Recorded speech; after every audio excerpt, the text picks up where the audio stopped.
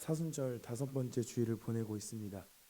우리를 살리시기 위해서 고난받으신 예수님을 기억하면서 이 시간 예수님의 말씀이 우리 삶에 깊이 뿌리 내리길 소망합니다. 오늘 우리가 만난 본문에는 뿌리째 마른 무화과 나무가 나옵니다. 베드로는 이 무화과 나무를 보면서 예수님께 이렇게 여쭤보게 되는데요. 여러분들 가지신 성경으로 우리 20절과 21절 함께 읽어보면 좋겠습니다. 20절과 21절입니다. 마가복음 11장 20절과 21절 시작. 그들이 아침에 지나갈 때에 무화과 나무가 뿌리째 마른 것을 보고 베드로가 생각이 나서 여짜오되 무화과 나무가 말랐나이다. 뿌리째 마른 무화과 나무를 보고 베드로가 질문하였습니다. 뿌리째 말랐다는 것은 다시 살릴 수가 없다는 의미거든요. 이 무화과 나무가 이렇게 마르게 된 이유를 베드로가 왜 물어봤는가?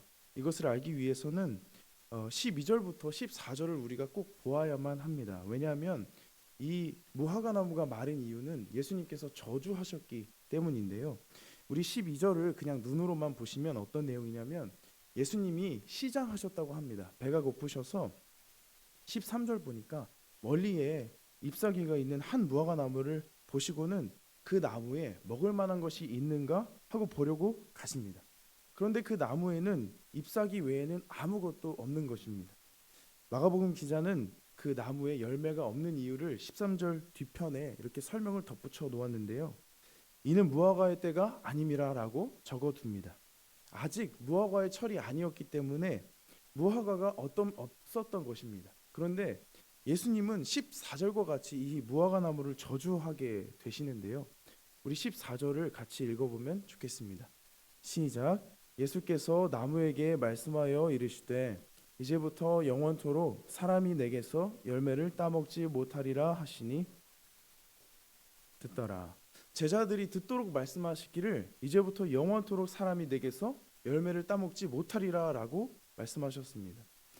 예수님이 배가 고프셔서 예민하셨을까요? 아니면 왜 이렇게까지 하셨을까요? 무화과의 때가 아니므로 무화과가 열리지 않는 것이 당연함에도 불구하고 예수님이 대뜸 저주하시는 것으로 보이곤 합니다. 그래서 저도 이 본문을 보면서 이게 뭘까 한참을 고민하였는데요. 알고 보니까 이 무화과라는 나무의 열매는 총 3번에서 5번 정도의 열매를 맺는다고 합니다. 잎이 먼저 돋아난 후에 4월에서부터 10월까지 총 3번에서 5번 사이에 열매를 맺곤 하는데요.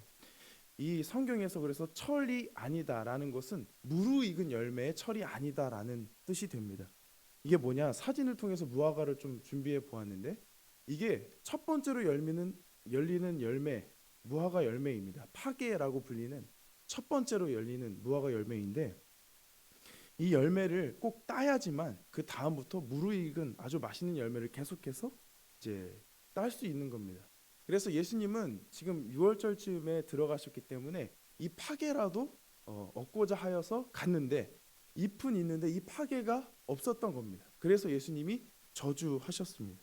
다음 사진 더 보여주시면 이게 테나라고 하는 이제 첫 번째 무화과 이후에 계속해서 열리는 무화과 열매 모습입니다. 아주 맛있게 잘 익은 모습인데 예수님께서는 그래서 우리 성경에는 그냥 다 무화과라고 번역이 되어서 그냥 대뜸 저주한 것으로 보이지만 그게 아니라 파괴를 얻고자 하였고 그것을 못 얻었기 때문에 예수님이 저주하신 것입니다. 풋 무화과라고 말씀을 드리겠는데 이 풋 무화과도 없었던 그 나무를 저주하신 예수님의 행동에는 그저 배고프셔서 하신 행동이 아니라 무언가 상징하는 의미가 담겨 있는 것입니다. 이 구약에서부터 포도나무나 무화과 나무는 이스라엘을 상징하는 나무로 자주 쓰이곤 했었거든요. 본문에서도 이 무화과 나무는 이스라엘을 상징합니다. 그리고 열매는 보통 합당한 신앙생활의 모습이나 그 결과를 열매라고 표현을 많이 하죠. 합당한 신앙생활의 결과를 열매라고 많이 합니다. 이스라엘을 상징하는 이 무화과 나무에 열매가 맺히지 않는 모습을 보고 예수님이 심판하신 것입니다. 이스라엘의 성전, 이스라엘의 예배는 마치 잎만 무성한 무화과 나무와 같았습니다. 겉은 멀쩡하나 열매가 없는 믿음, 열매 맺는 믿음이 아니어서 예수님이 지금 심판하신 것입니다. 입만 무성하여서 열매 없는 모습이 구체적으로 다음에 바로 나오게 되는데요. 이게 15절로 19절에 나타나게 되는 성전 정화 이야기를 통해서 알 수 있습니다. 15절에서 19절로 예수님은 성전에 들어가셔서 매매하는 자들을 내쫓으십니다. 당시에 이 헤롯 성전은 아주 크고 아름다웠습니다. 겉보기에는 아무런 문제가 없어 보였지만 이곳은 만민이 기도해야 할 집이었는데 성전이 시장이 된 모습을 15절을 통해서 그리고 16절을 통해서 우리가 알 수 있는 겁니다. 종교 지도자들의 욕망으로 인해서 하나님을 예배할 공간이 망가져 버린 것입니다. 물건을 성전 안에서 사고 팔고 하나님과의 교제가 온전히 이루어져야 할 그 곳이 강도의 소굴이 되었다고 예수님이 말씀하신 만큼 성전의 예배는 망가져 버렸습니다. 마치 잎만 무성한 무화과 나무처럼 성전의 겉은 멀쩡했으나 열매가 없었던 것입니다. 하나님을 향한 진실한 예배가 없고 하나님을 향한 진실한 삶이 없습니다. 그래서 예수님께서는 15절과 같이 둘러 엎으십니다. 성전 다음을 회복하기 위해서 성전 본래의 모습을 다시 되찾기 위해서 심판하신 것입니다. 예수님은 17절에서 성전은 강도의 소굴이 아니고 만민이 기도하는 집이다 라고 분명히 하셨습니다. 따라서 예수님이 이 저주하신 잎은 무성하나 열매 없는 무화과 나무는 하나님의 백성답게 살지 못했던 종교 지도자들을 의미하고 하나님을 믿는 자로서 바로 서지 못했던 모든 사람들을 의미하는 말씀입니다. 예수님은 열매 없는 신앙에 대해서 통탄해 하시면서 나아가 심판하고 계십니다. 이 심판은 새롭게 하기 위한 과정, 다시 회복하기 위한 과정이죠. 실제로 AD 70년경에 성전이 파괴되는 일이 벌어집니다. 이 무화과 나무 저주와 성전 정화 이야기를 통해서 우리가 알 수 있는 바는 명확합니다. 예수님이 가르쳐 주시는 것이 명확한데 무엇이냐면 종교적인 행위가 우리의 믿음을 보장하지 않는다는 것입니다. 아무리 크고 아무리 화려한 성전에서 매일마다 예배를 드리더라도 그 안에 하나님을 향한 진실한 마음이 없다면 우리는 하나님과 연결될 수 없습니다. 하나님과 온전히 교제할 수 없는 것입니다. 이 자리에 아무리 오래 앉아 있더라도 하나님께 진실하게 나아가지 않는다면 구경꾼에 지나지 않을 것입니다. 성경에는 하나님이 기뻐하시는 예배, 참된 예배자의 모습에 대해서 여러 구절 말씀하고 있는데 화면을 통해서 우리 시편 말씀 함께 읽어보면 좋겠습니다. 시작. 하나님께서 구하시는 제사는 상한 심령이라. 하나님이여 상하고 통회하는 마음을 주께서 멸시하지 아니하시리이다. 하나님이 원하시는 예배는 우리의 상하고 통회하는 마음을 드리는 예배입니다. 마음이 상하다라는 이 말에서 상하다라는 뜻이 깨지다, 산산이 부서지다라는 뜻이거든요. 마음이 산산이 부서지고 깨어져 버린 그 상태를 하나님께서 구하는 것입니다. 그리고 뒤에 이어서 통회하는 마음이 나오게 되는데 이도 역시 무너진 마음, 부서진 마음인데 무엇 때문에 무너지고 무엇 때문에 부서지냐면 죄를 깊이 깨달아서 아픈 마음 때문에 무너지는 마음을 뜻합니다. 통회하는 마음. 하나님이 원하시는 삶을 살지 못해서 통회하는 마음을 여기 이야기하고 있는데 하나님은 이렇게 우리의 산산이 부서지고 깨진 마음, 산산이 무너진 삶을 받으신다는 것입니다. 죄로 인해서 무너진 우리의 삶을 멸시하지 않으신다 말씀하십니다. 따라서 우리의 속내를 하나님께 숨길 이유가 없습니다. 연약함을 숨길 이유도 없는 것입니다. 하나님께서 원하시는 것은 우리의 모든 것이기 때문입니다. 산산이 부서진 마음과 무너진 삶을 멸시하지 않으시는 하나님이 계시기 때문에 그리스도인은 좋을 때만 찬양하지 않습니다. 슬플 때도 찬양하고 절망할 때도 찬양합니다. 쓰러진 나를 세우시는 하나님이 계시기 때문에 그 하나님을 신뢰하면서 늘 찬양할 수 있는 것입니다. 저에게는 1년 전쯤부터 꿈이 하나 생겼는데요. 뭐냐면은 제 딸 다온이와 마음을 터놓는 사이가 되는 것입니다. 다온이와 친구처럼 지내면서 다온이의 마음을 잘 알고 또 잘 안아주고 싶습니다. 기쁠 때만 다온이가 저에게 와서 제잘거리는 것이 아니라 다온이가 슬프고 힘들 때, 아주 어려울 때 꼭 저에게 와서 이야기해 주기를 바랍니다. 이것이 제가 아버지가 되고 나서 생긴 큰 꿈인데요. 연약한 아비인 저도 이러한데 하물며 하늘에 계신 우리 아버지께서 어떠하실까 생각을 해보게 됩니다. 우리의 모든 마음과 우리의 모든 삶을 이미 알고 계시지만 우리의 말과 우리의 마음으로 고백하기를 원하지 않으실까? 주님은 이미 우리에게 먼저 찾아오셨습니다. 늘 먼저 다가오십니다. 이제 우리도 아버지께 날마다 다가가기를 원하지 않으실까 생각해보게 되었습니다.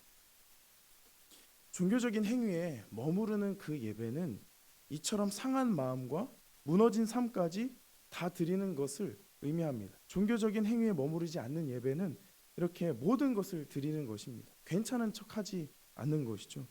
가만히 있는 게 아니라 아주 적극적으로 하나님께 나아가는 것입니다. 말씀을 하나 더 살펴본다면 이렇게 삶과 마음을 하나님께 드릴 뿐만이 아니라 하나님의 뜻을 행하는 것도 하나님은 기뻐하신다고 이야기합니다. 우리 잠언 21장 3절 같이 읽어보겠습니다. 화면을 통해서 시작. 공의와 정의를 행하는 것은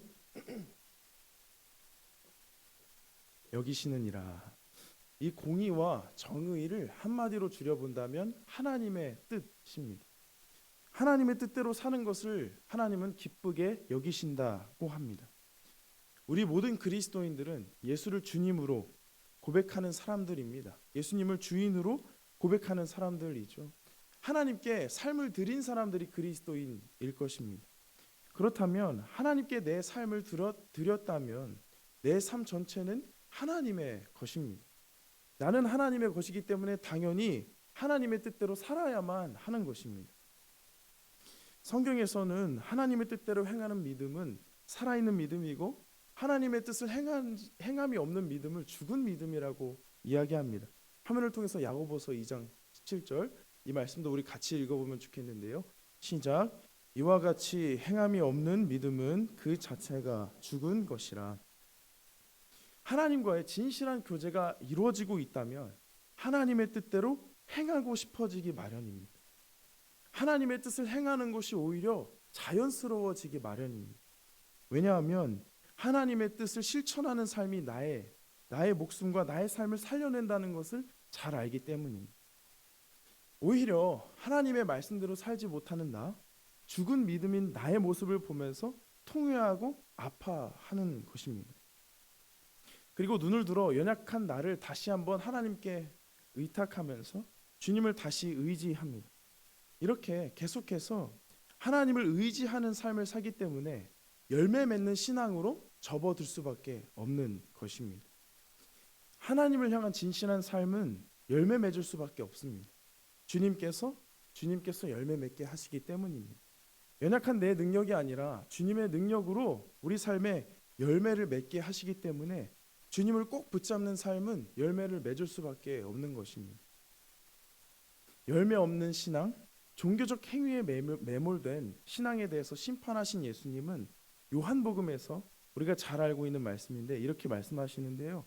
요한복음 15장 4절과 5절도 우리 같이 읽어보면 좋겠습니다. 화면을 통해서 우리 읽어보면 좋겠습니다. 요한복음 15장 4절 그리고 5절입니다. 내 안에 거하라 나도 너희 안에 거하리라. 가지가 포도나무에 붙어있지 아니하면 스스로 열매를 맺을 수 없음같이 너희도 내 안에 있지 아니하면 그러하리라. 나는 포도나무여 너희는 가지라. 그가 내 안에 내가 그 안에 거하면 사람이 열매를 많이 맺나니 나를 떠나서는 너희가 아무것도 할 수 없습니다. 가지는 무슨 행동을 해도 스스로 열매를 맺을 수 없습니다. 나무와 접합되었을 때, 딱 하고 붙어 있을 때 열매 맺을 수 있다는 것을 우리는 모두 다 잘 알고 있습니다. 열매를 맺는 믿음도 마찬가지인데요. 나무 대신 주님께 딱 붙어 있을 때 가능한 것입니다. 나무 되시는 예수님과의 진실한 만남이 우리 삶에 계속해서 이루어져야만 하는 이유가 여기 있는 것입니다. 요한복음에서 예수님께서 말씀하신 것처럼 예수님을 떠나서는 우리는 아무것도 할 수 없습니다. 가지인 우리는 스스로 열매를 맺을 수 없습니다. 그러니 종교적인 행위에 머무르는 그러한 신앙, 외식하는 신앙은 버려야만 할 것입니다. 예수님께 꼭 붙어 있는 신앙인이 되어야 합니다. 그것이 참 신앙인의 모습입니다. 나무 대신 예수께서 우리 삶에 열매를 맺게 하시기 때문에 그분 안에 날마다 붙어 있는 것입니다. 오늘 본문을 통해서 알 수 있는 바, 예수님의 이 무화과 나무 저주와 이 성전 정화 이야기를 통해서 깨달아야 할 것은 분명합니다. 외식하는 신앙은 버려야 한다는 것입니다. 정확히 말하게 되면 외식하는 신앙은 신앙이라고 할 수 없습니다. 그저 종교적인 행위라고 표현해야 적절할 것 같습니다. 오늘 본문 마가복음으로 돌아와서 우리 가지신 성경으로 마지막으로 11장 22절 읽고 마치겠는데요. 마가복음 11장 22절입니다. 시작. 예수께서 그들에게 대답하여 이르시되 하나님을 믿으라. 예수님이 말씀하십니다. 하나님을 믿으라. 이 하나님을 믿으라 라는 말을 더 깊이 들여다보게 되면 계속해서 하나님을 꼭 붙잡으라는 뜻입니다. 하나님을 따르기를 멈추지 말고 하나님을 신뢰하기를 멈추지 말라는 뜻이 바로 이 예수님의 말씀입니다. 예수님의 말씀은 명령법으로 쓰였거든요. 하나님을 믿으라. 예수님은 하나님을 꼭 붙잡는 믿음을 계속해서 소유하라고 명령하신 것입니다. 일회성 믿음이나 잠깐의 믿음에 대해서 말씀하지 않으십니다. 예수님은 멈추지 않는 믿음, 지속적인 믿음에 대해서 말씀하셨습니다. 가지로서 나무 되신 주님께 늘 붙어 있으라 하셨던 그 예수님은 우리에게 언제나 날마다 꼭 주님을 붙잡고 살으라 꼭 명령하신 것이죠. 20절에 아까 살펴본 것처럼 뿌리째 말라버린 무화과 나무와 같이 생명력을 상실한 종교인이 되어버리는 것이 아니라 열매 맺는 신앙인, 생동감이 넘치는 신앙인이 되고자 한다면 하나님을 계속해서 바라보아야만 합니다. 하나님을 꼭 붙잡는 믿음을 계속해서 소유하기를 하나님께 간절히 구해야 합니다. 온전한 그리스도인들이 되기 위해서 예수님께 꼭 붙어 있어야 함을 우리가 기억해야만 할 것입니다. 특별히 오늘은 삼남전도의 헌신 예배입니다. 남전도의 여러분 모두 앞으로도 하나님을 꼭 붙잡는 믿음을 소유하시기를 축복합니다. 주님께 꼭 붙어있는 가지가 되셔서 앞으로 남은 인생들도 주님의 능력 가운데 열매 맺기를 축복합니다. 더불어 함께 예배하는 우리 모두 가운데 주님을 향한 진실한 믿음이 만개하기를 축복합니다. 우리는 주님 없이 살 수 없습니다. 주님을 떠나서는 열매 맺을 수 없습니다. 열매 맺지 못했던 성전과 예배자들을 향한 주님의 엄중한 경고를 다시 한번 기억합니다. 주님의 귀한 말씀이 우리 삶에 경종을 울렸으면 좋겠습니다. 열매 없는 믿음에 대한 주님의 그 엄중한 말씀이 우리 삶의 등불이 되어서 다시 주님을 진실하게 바라보았으면 좋겠습니다. 외식하는 신앙에 머무르는 것이 아니라 하나님께 진실하게 내 삶을 드리는 사람, 내 욕망이 아니라 주님의 뜻을 성실히 이루어가는 참 제자, 나무에 꼭 붙어있는 열매 맺는 가지가 되시기를 축복합니다. 기도하겠습니다.